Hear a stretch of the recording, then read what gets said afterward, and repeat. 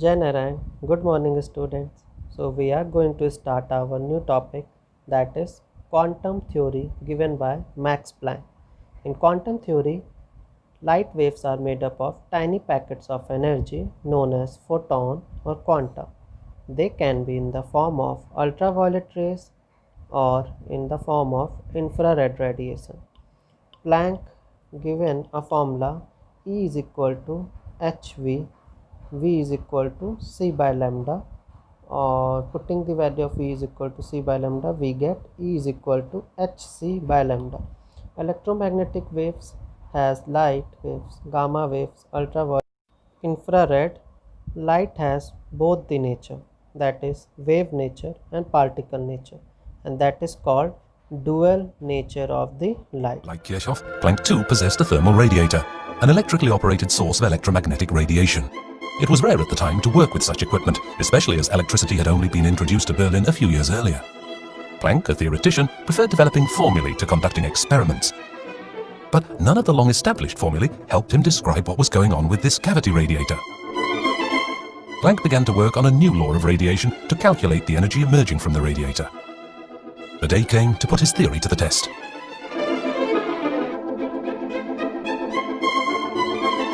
A spindle wound with wire is placed inside a completely black tube. Electrical current is passed through the wire, heating the assembly to a constant temperature. From the mouth of the black tube, electromagnetic radiation is emitted in the form of light, in all colors of the rainbow, meaning light of different wavelengths, even ultraviolet.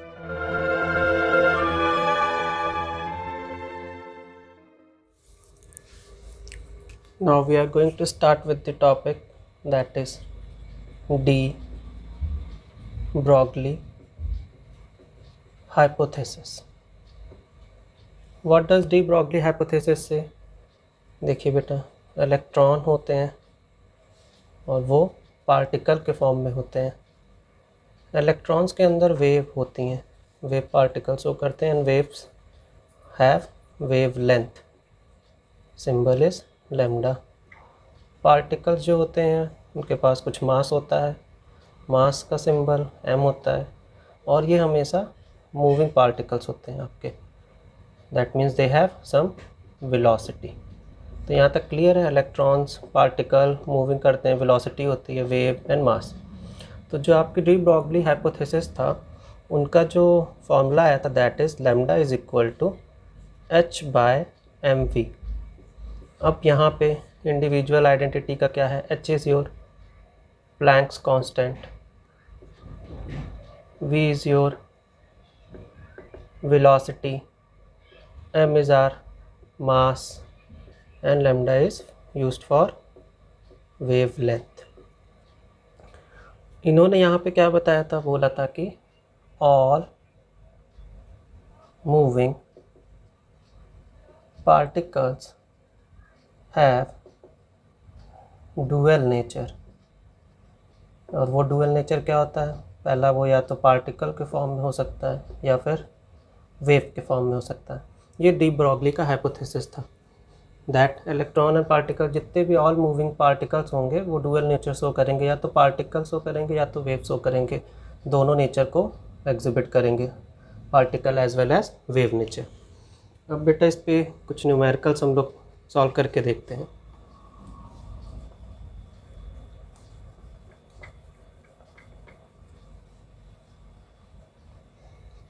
देखिए, हम एक example से इसको समझते हैं. हमने एक cricket ball का एग्ज़ाम्पल लिया एक साइड, और एक साइड लिया इलेक्ट्रॉन का. Cricket ball and electron. Cricket ball का मान लेते हैं मास है 100 ग्राम, वेलोसिटी जो है 20 मीटर पर सेकंड की है. तो फॉर्मूला जो हमारे पास था, lambda is equal to h by m v. अगर इस पे पुट करें, h की वैल्यू होती है 6.626 इंटू 10 की पावर माइनस 34 डिवाइडेड बाय 100 ग्राम है. 100 ग्राम को केजी में कन्वर्ट कर दें तो मल्टीप्लाई कर देंगे 10 की पावर माइनस 3 से, एंड वेलोसिटी हमारी कितनी है? 20. इसको जब कैलकुलेट करेंगे हम, तो जो हमारी वैल्यू आएगी लैम्डा की, वो आएगी 3.13 इंटू 10 की पावर माइनस 34. दिख रहा है बेटा? यहाँ पे आपकी वेवलेंथ जो आई वो बहुत ही छोटी, -34 की वैल्यू में. चलिए अब इलेक्ट्रॉन का हम देखते हैं। इलेक्ट्रॉन का मास जो होता है वो होता है 9.1 इंटू 10⁻³ kg। वेलोसिटी जो होती है वो होती है आपकी 2.18 इंटू 10⁻6 मीटर पर सेकेंड। अगेन फॉर्मूले पुट करते हैं, lambda is equal to h/mv। आपका h होता है 6.626 into 10⁻34 divided by mv। m is the mass दिया है हमारा 9.1 इंटू 10⁻31 मल्टीप्लाइड बाय वेलोसिटी भी प्रोवाइडेड है 1.28 इंटू 10⁻6 मीटर पर सेकेंड। जब हम इसको कैलकुलेट करेंगे तो हमारे पास जो वैल्यू आएगी वो आएगी 3.2 angstrom and this is the value of lambda. अब ये जो बेटा 3.2 एंगस्ट्रॉम आया है, हम देख सकते हैं कि इसको हम मेज़र कर सकते हैं, कैन बी मेजर्ड। ये मेज़रेबल क्वांटिटी है 3.2 एंगस्ट्रॉम। और यहाँ से हमें पता चल गया कि जो इलेक्ट्रॉन है वो particle as well as wave nature दोनों शो कर रहा है। इलेक्ट्रॉन के पास देखिए पार्टिकल तो है ही बट वेव नेचर भी शो कर रहा है, जो इससे पता चल गया लैम्डा की वैल्यू से कि 3.2 एंगस्ट्रॉम उसकी वेवलेंथ आ रही है। तो यहाँ से देखिए क्लियर हो रहा है हमारा कि डी ब्रोगली का जो हाइपोथेसिस था और इसके पहले भी जो साइंटिस्ट ने हाइपोथेसिस दिए वो वर्क कर रहे थे।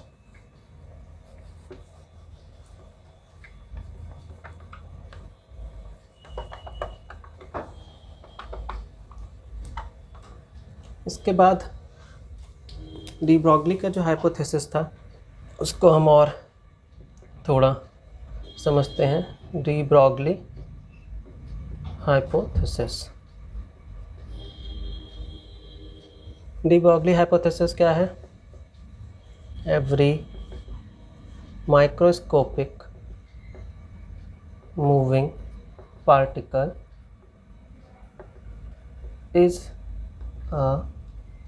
जो ये होंगे ये वेव पार्टिकल भी शो करेंगे, इज अ वेव। इसकी वेवलेंथ जो होगी whose wavelength is given by lambda is equal to h/p that is equal to h/mv। ये आप याद रखिएगा बस, lambda is equal to h/p and momentum को हम मास इनटू वेलोसिटी से कैलकुलेट कर सकते हैं। तो ये था आपके डी ब्रोगली का हाइपोथेसिस, ठीक है। और इसके पहले जो हमने कैलकुलेट करके देखा वहाँ से और क्लियर हो गया। अब moving to the next concept and next topic we can say that is Heisenberg uncertainty principle. अब हम हाइजेनबर्ग अनसर्टेनिटी प्रिंसिपल को पढ़ते हैं। हाइजेनबर्ग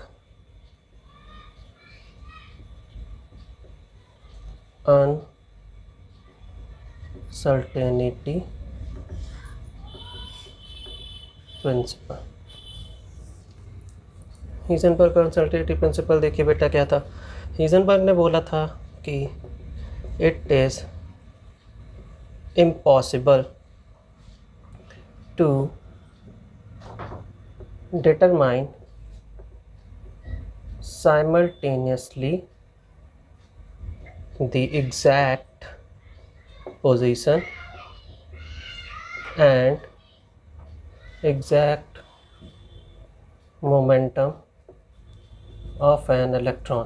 उन्होंने कहा कि एग्जैक्ट साइमल्टेनियसली एक साथ हम position and momentum of an electron नहीं पता लगा सकते। और सिंपल देखिए समझते हैं, साइमल्टेनियसली, ठीक है, एंड एक्यूरेटली। क्या नहीं पता लगा सकते हैं हम साइमल्टेनियसली एंड एक्यूरेटली? पहला पोजीशन, और क्या नहीं लगा सकते हैं? मोमेंटम। पोजीशन एंड मोमेंटम ये दोनों चीज़ हम एक साथ नहीं पता लगा सकते ना, ठीक, मतलब एक साथ हम दोनों चीज़ को नहीं मेज़र कर सकते हैं। ऐसा किन्होंने बोला था? हाइजेनबर्ग अनसर्टेनिटी प्रिंसिपल यही बताता था कि पोजीशन और मोमेंटम साइमल्टेनियसली एक साथ हम नहीं मेज़र कर सकते हैं। ये था आपका हाइजेनबर्ग का अनसर्टेनिटी प्रिंसिपल। देखिए सपोज़ मानते हैं कि m आपका मास है, v वेलोसिटी के साथ मूव कर रहा है एंड p उसका मोमेंटम है। तो मोमेंटम में जो एरर होगी मेज़र करते समय, momentum error while measurement. Momentum जो एरर होगी मेज़रमेंट करते समय मान लेते हैं वो डेल्टा पी है। एंड पोजीशन में जो एरर आएगी किसी भी इलेक्ट्रॉन सपोज हम मेज़र कर रहे हैं उसकी मोमेंटम एंड पोजीशन मेज़र करते समय जो उसमें एरर आएगी वो मान लेते हैं डेल्टा एक्स के इक्वल है। तो दोनों का product delta P into delta X is equal to H by 4 pi. Equal to का सिंबल बेटा यहाँ हम हटाते हैं, delta P into delta X must be greater than equal to H by 4 pi. ये जो इक्वेशन आई ये हीजनबर्ग अनसर्टेनिटी प्रिंसिपल को डिफाइन करती है। That is delta P into delta X must be greater than equal to H by 4 पाई। अब यहाँ से हमारे दो केस बनते हैं, चलिए हम दोनों केस को देखते हैं। पहला case first, error in momentum हम कैलकुलेट करते हैं। एरर इन मोमेंटम, मान लेते हैं कि मोमेंटम में ज़ीरो एरर है। अगर मोमेंटम में ज़ीरो एरर है तो ये देखिए मोमेंटम डेल्टा पी होता है, हम कह सकते हैं कि delta P is equal to 0। चलिए फॉर्मूले पर रख के कैलकुलेट कर लेते हैं। Delta X into delta P must be greater then और इक्वल टू एच बाय 4 पाई। क्योंकि हमारा डेल्टा पी 0 है, अभी हम इसको केवल डेल्टा एक्स की वैल्यू चाहिए और सिंप्लीफाइड करते हैं। Delta X must be greater than equal to H by 4 pi और डेल्टा पी 0 था तो इसको 0 हम वैल्यू पुट कर देंगे, तो यहाँ हो जाएगा एच बाय 0। एच बाय 0 क्या होता है बेटा, किसी भी चीज़ को अगर हम डिनोमिनेटर में 0 डिवाइड करते हैं तो क्या आती है, इनफाइनाइट। मतलब हमारा पोजीशन जो था उसमें इनफाइनाइट एरर प्रेजेंट होगा। हम पोजीशन पता ही नहीं लगा सकते हैं, infinite number of error present होगा in the calculation of the position अगर मोमेंटम हमारा 0 होगा। अब केस सेकंड की हम बात कर लेते हैं। केस सेकंड में हमने क्या बोला, हमने बोला कि एरर जो पोजीशन में होगी वो क्या है, 0 है। पोजीशन में एरर अगर 0 है बेटा तो इसका सिंपल से मतलब है कि डेल्टा एक्स अब आपका 0 होगा। फॉर्मूला फिर हम यूज़ करते हैं, delta P into delta X must be greater than equal to H by 4 pi. Again हमें डेल्टा पी की वैल्यू चाहिए, delta P is equal to H by 4 pi delta X अब 0 रख देंगे तो हमारा डेल्टा पी जो होगा वो क्या आएगा, इनफाइनाइट। मतलब अब हमारा जो मोमेंटम है उसमें इनफाइनाइट एरर प्रेजेंट होगा। और यही तो हीजनबर्ग अनसर्टेनिटी प्रिंसिपल बता रहा था कि हम साइमल्टेनियसली पोजीशन एंड मोमेंटम किसी भी ऑब्जेक्ट का नहीं कैलकुलेट कर सकते हैं, और उनका फॉर्मूला ये था, delta P into delta X must be greater than equal to H by 4 pi. तो बेटा यहाँ तक क्लियर हो गया है। अब इस पर हम लोग एक न्यूमेरिकल सॉल्व करके देख लेते हैं। जो हमारा क्वेश्चन है बेटा वो इस तरह है, a microscope using suitable photon is employed to locate an electron in an atom within a distance of 0.1 angstrom. जो वैल्यूज प्रोवाइडेड वो मैं लिख दे रहा हूँ। What is the uncertainty involve in the measurement of the velocity. Uncertainty मुझे calculate करना है वेलोसिटी में, ठीक है। तो चलिए अब हम कैलकुलेट करते हैं। हमारा जो फॉर्मूला है वो क्या है, delta X into delta P must be greater than equal to 4 pi, ठीक है। हम कह सकते हैं डेल्टा पी क्या होता है, डेल्टा पी होता है एम इंटू डेल्टा वी, ठीक है। पी क्या है, मोमेंटम होता है, मास इंटू वेलोसिटी। पुट कर देते हैं, delta X is equal to delta X है ना, delta X into M delta V must be greater than equal to H by 4 pi. हमें डेल्टा वी की वैल्यू चाहिए, वेलोसिटी, तो delta V is equal to H by 4 pi M into delta X. H की value है 6.626 into 10 की power minus 34 joule per second divided by 4 into pi की value होती है 3.14। मास ऑफ एन इलेक्ट्रॉन बेटा हमें पता है 9.1 इंटू 10 की पावर माइनस 31 kg होता है, एंड मल्टीप्लाइड बाय आपका डेल्टा एक्स दिया है, देखिए 0.1 एंगस्ट्रॉम, 0.1 इंटू 10 की पावर माइनस 10 मीटर। जब हम इसको बेटा कैलकुलेट करेंगे, मैथमेटिकल कैलकुलेशन आप लोग कैलकुलेट करिएगा, आ जाएगा, हम यहाँ पे नहीं कैलकुलेट कर रहे। तो इसकी वैल्यू जो आपकी आएगी वो आएगी 0.57 फिर से लिख दें बेटा 0.579 इंटू 10⁻⁷ मीटर पर सेकंड। ठीक है, हमने बोला 1 जूल की वैल्यू मैंने ले ली 1 kg मीटर स्क्वायर पर सेकंड स्क्वायर। ठीक है, अगर कन्वर्जन करना होगा तो यूज़ कर सकते हैं, या हम कह सकते हैं delta V is equal to 5.79 into 10⁻⁶ metre per second inverse. आप देख रहे हैं जो एरर आया डेल्टा वी में वेलोसिटी में वो कितना आ गया 5.79 into 10⁻⁶ metre per second inverse. I hope student यहाँ तक सबको क्लियर हो गया होगा। ये एक छोटा सा न्यूमेरिकल था, इसको भी सॉल्व कर लीजिएगा। नेक्स्ट टॉपिक में हम लोग पढ़ेंगे क्वांटम नंबर्स। प्लीज़ आप लोग यहाँ तक अपने नोट्स कंप्लीट रखिएगा। Thank you.